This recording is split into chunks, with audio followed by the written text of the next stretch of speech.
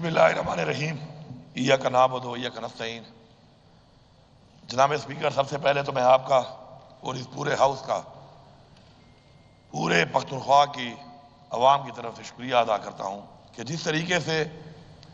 وفاقی حکومت نے اپنا آئینی اختیار استعمال کرتے ہوئے ہمارے صوبے میں جو ہمارا ایک قومی جرگہ ہو رہا تھا، اس کے اوپر ایک ایسے اقدامات اور ایک ایسی پالیسی امپلیمنٹ کرنے کے لیے عمل درآمد کرنے کا اختیار جو ان کا ہے، میں ریپیٹ کرتا ہوں کہ وہ اختیار جو ان کا ہے اس کو استعمال کیا، اور جس سے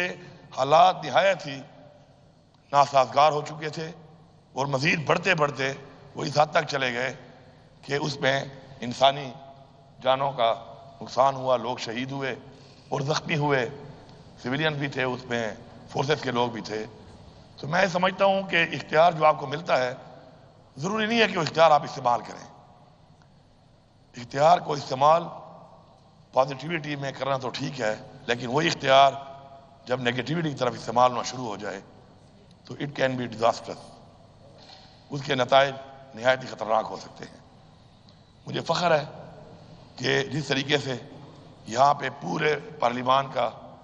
ایک وہی جرگہ ہی میں کہوں گا جو ہمارا رواج ہے، ہماری روایت ہے، یہاں بنایا گیا، اور پورے پارلیمان کو ایک کمیٹی بنا کے اور اس کے بعد ایک تجاویز سامنے رکھ کے مشورہ کر کے جرگہ کر کے، اور مجھے آپ نے اس کا مشر بنایا اور ہم نے بیٹھ کر تقریباً پوری رات اس کے اوپر ایک بات چیت کی، اور اس کے بعد میں تمام پارٹیوں کا جو یہاں موجود ہیں، اس کے علاوہ ان پارٹیوں کا بھی جن کے یہاں پر ممبران تو اس وقت نہیں ہیں لیکن ان کے بھی نمائندگان آئے اور بیٹھ کے ہم نے وفاقی حکومت کے ساتھ اس پہ بات کی اور ایک ذمہ داری لی اپنے اوپر کہ ہمارے صوبے کے اندر آپ ہمیں اختیار دیں کہ ہم ذمہ داری لیتے ہیں کہ ہم اس جرگے کو خوش نصیبی سے کریں یہاں پر، اور اس سے جو تجاویز آئیں گی اس کے اوپر آگے ہم مزید بات چیت کریں گے۔ الحمدللہ 3 دن کا یہ جرگہ تھا اور وہ جرگہ اختتام پذیر ہوا، اور اس کے بعد ان کے 22 نکاتی ایک ایجنڈا جو ہے، تجاویز جو ہیں، قرارداد جو انہوں نے منظور کی، اس میں تمام سیاسی پارٹیوں کے لوگ بھی موجود تھے اور تمام اقوام کے مشران بھی ان کے اپنے جو انہوں نے آئیڈینٹیفائی کیے تھے، نامینیٹ کیے تھے، وہ بھی موجود تھے۔ اب میں تھوڑا سا ان نکات پہ آنے سے پہلے تھوڑا سا ایک تاریخ کی طرف جانا ضروری سمجھتا ہوں۔ خیبر پختونخوا میں یہ حالات کیسے بنے؟ آج سے 45 سال پہلے اس خطے کے اندر اور ابھی تک اس خطے کے اندر 2 سپر پاورز ہمارے ویسٹرن بارڈرز پہ آئے، اور ان کی وجہ سے حالات جب خطے میں وہاں بنے تو ظاہری بات ہے اس کے اثرات خطے پہ اور بھی خطے پہ آتے ہیں۔ پہلے روس آیا، روس کی اس جنگ کے اندر ہم نے مجاہدین ڈکلیئر کیے اور مجاہدین کو آنر کیا، اور مجاہدین کے نام سے ہم نے کافی اعزازات اور باقاعدہ طور پہ آنر کیا اس چیز کو، کیونکہ اس کو جہاد ڈکلیئر کیا گیا تھا۔ انفارچونیٹلی چونکہ ہماری تو ایک بہت لمبی 1250 کلومیٹر سے لمبی ایک لائن ہے افغانستان کے ساتھ، انفارچونیٹلی جب دوبارہ امریکہ ان فارم آف نیٹو جب وہ یہاں پہ آیا اس خطے میں اور اس نے حملہ کیا یہاں پر، تو اس وقت بات مجاہدین سے کنورٹ ہو کر دہشت گردوں کی طرف چلی گئی۔ لوگ تو وہی تھے، بہت سارے چہرے بھی وہی تھے، وہی اقوام تھیں، وہی لوگ تھے، شاید ان کے بچے ہوں، شاید وہ خود ہوں، لیکن یہ جو شفٹ آف ایک آنر مجاہدین اور ٹورڈ دہشت گرد ہوا، اس کے اندر بہت سی باتوں نے جنم لیا۔ اور ظاہری بات ہے جب کہیں پہ جنگ ہوتی ہے تو جنگ کے اندر اپنی پروٹیکشن کے لیے، اپنی مدد کے لیے رائٹ لیفٹ آگے پیچھے مدد بھی مانگی جاتی ہے، پروٹیکشن بھی لی جاتی ہے، پناہ بھی لی جاتی ہے، اور اس میں ظاہری بات ہے پھر وہ چیز وہ اس خطے تک یا اس جگہ تک محدود نہیں رہتی، وہ تھوڑی سی اسکیٹرڈ ہو کے مزید بھی پھیلتی ہے۔ مجھے اب آج بھی یاد ہے، میں سمجھتا ہوں کہ کسی کے پاس بھی کوئی اچھی بات ہو یا کوئی بھی اچھا اقدام کرے تو اس کو سراہنا بھی چاہیے، اور تاریخ ابھی تک جو آ رہی ہے وہ اسی پہ ہی آ رہی ہے کہ وہ باتیں جو اچھی تھیں ان کو بار بار یاد کیا جاتا ہے تاکہ لوگ اچھائی کی طرف جائیں، اور وہ باتیں جو بری ہیں ان کو بھی یاد کیا جاتا ہے کہ لوگ دوبارہ برائی کی طرف نہ جائیں۔ مجھے آج بھی یاد ہے عمران خان صاحب نے اس وقت اپوزیشن میں تھے اور اسمبلی کے فلور پہ ایک سپیچ کی تھی اور کہا تھا کہ ہمیں پرائی جنگ کا حصہ نہیں بننا چاہیے، اور یہ بھی کہا تھا کہ ہمیں اپنی سرزمین خاورہ جسے ہم کہتے ہیں پشتو میں، وہ کسی اور کی جنگ میں کسی کو بھی استعمال کرنے کی اجازت نہیں دینی چاہیے۔ انفارچونیٹلی پالیسیز ہوتی ہیں، اور یہ بھی ضروری نہیں ہے کہ پالیسی بنانے والی کی نیت ٹھیک نہ ہو۔ کسی کی نیت میں شک کرنا ہمارے لیے اس لیے ٹھیک نہیں ہے کہ ہمارا ایمان ہے کہ دلوں کے حال اللہ تعالیٰ جانتا ہے۔ ریزلٹس کیا ہیں ہم نے اس پہ بات کرنی ہے۔ اگر ان حالات کے اندر اس وقت فوج آئی تو فوج ایک پالیسی کے تحت آئی، فوج ایک ادارہ ہے، اب وہ مضبوط ہے، وہ کتنا مضبوط ہے، کیا فیصلے وہ کرتا ہے یا فیصلے وہ نہیں کرتا، یہ ایک لمبی ڈیبیٹ ہے، اس پہ ہر ایک کی اپنی رائے ہوگی۔ میں یہ سمجھتا ہوں کہ پاکستان کے آئین کے مطابق وہ ادارہ ہے جو کہ حکومت کا پابند ہے، اور اس میں وہ جو فارمیلٹی تھی وہ اس کے مطابق حکومت نے ہی فوج کو یہاں پر آنے کے لیے کہا، چاہے آپریشن ہوئے تو کوئی آپریشن بھی حکومت کی اجازت کے بغیر نہ فوج کر سکتی ہے اور نہ ہی فوج نے کیا ہے۔ اب چونکہ ہم نے سیاسی بات کرنی ہی نہیں ہے، نہ ہی ہم نے کسی کی نیت پہ شک کرنا ہے، ہم نے پالیسی کی بات کرنی ہے۔ ان آپریشن سے کیا ہوا؟ آپریشن تو اس لیے کروائے گئے حکومتوں سے ایک پالیسی کے تحت کہ امن آئے گا، سوچ تو امن کی تھی، نعرہ بھی امن کا تھا، لیکن اس سے امن نہیں آیا۔ امن کیوں نہیں آیا؟ کیونکہ وہاں کے جو لوگ تھے ان کی تجاویز کو سامنے نہیں رکھا گیا۔ میں یہ سمجھتا ہوں کہ یہ جو آج کام ہوا ہے اور تمام قومیں جو ہیں ان سب کے لوگ بیٹھے ہیں اور ایک جرگہ کر کے انہوں نے کوئی تجاویز جو لائی ہیں، اور اس پہ امن کے حوالے سے بھی اگر وہ تجاویز کوئی دیتے ہیں تو میں یہ سمجھتا ہوں کہ ریاست کا فرض ہے، ہمارا یہ فرض ہے کہ ہم اب ان کی تجاویز پہ وہ تجربات کرنے کے بعد جن تجربات سے امن قائم نہیں ہو سکا تو ہم کن فیکون نہ بنے، اپنے تجربات ان پہ امپلیمنٹ نہ کریں، اپنے فیصلے ان کے اوپر مسلط نہ کریں، اور ان کی تجاویز پہ عمل کرتے ہوئے ان کو مطمئن کرنے کے لیے ان کی تجاویز کے مطابق ہم اگلا عمل درآمد اور اگلا لائے عمل بنائیں۔ اس سے فائدہ کیا ہوگا؟ اس سے فائدہ یہ ہوگا کہ جب ان کی تجاویز کے مطابق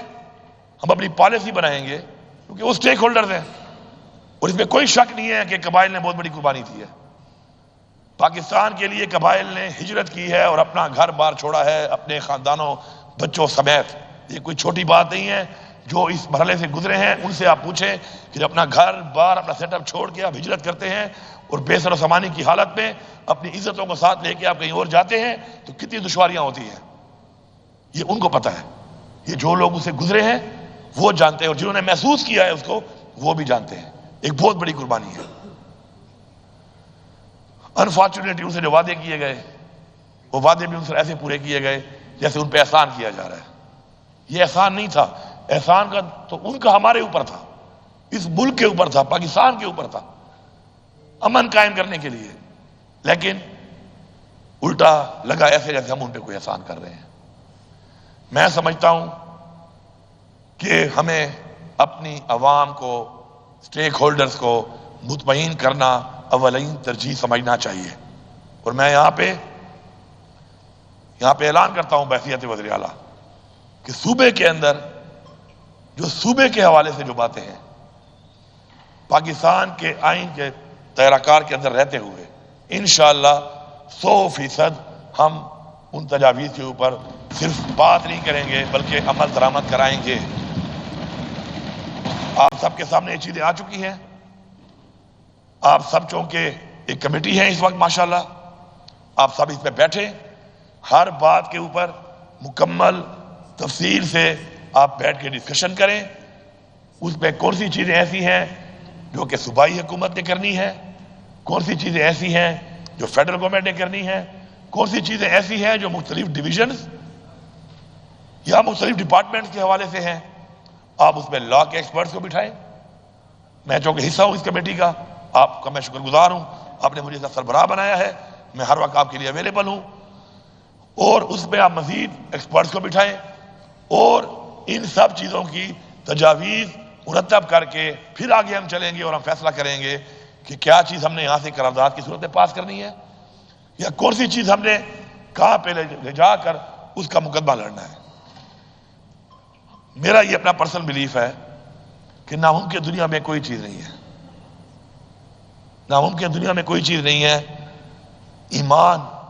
اور نیت یہ میٹر کرتی ہے۔ اگر آپ کا ایمان مضبوط ہو اور آپ کی نیت ٹھیک ہو تو اللہ تعالیٰ آپ کی مدد کرتا ہے،